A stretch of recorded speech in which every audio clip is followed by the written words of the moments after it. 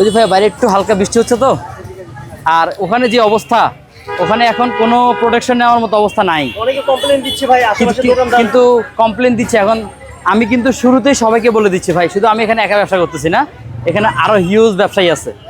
আপনারা যারা আসবেন, হ্যাঁ আছে। কোন কাস্টমার উঠে গেছে আপনার?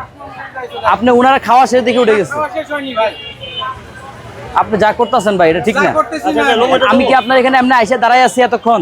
বৃষ্টি না আসলে কি আমি আপনার এখানে আসতাম? ধরুন আপনি এমনি মেয়ে একটু সমস্যা আছে আপনার মেয়ে, কোথায় পেঁচাল বলেন আপনি?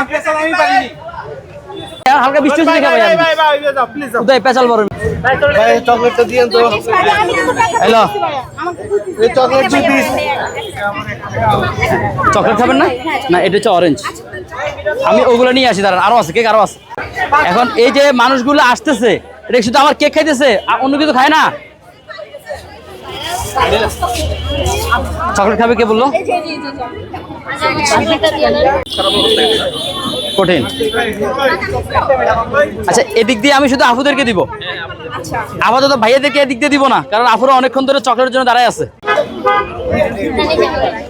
হ্যাঁ দিচ্ছি আপু, দাঁড়ান, এই আপনাদেরকে দিব, অবশ্যই পাবেন। এই যে আপু চকলেট, এই যে বোন আপনার চকলেট, একটু ওই যে উপাস দিয়ে দেন আপু। কোনটা খাবেন? চকলেট খাবেন? এটা অরেঞ্জ, ওটা ব্লুবেরি। হ্যাঁ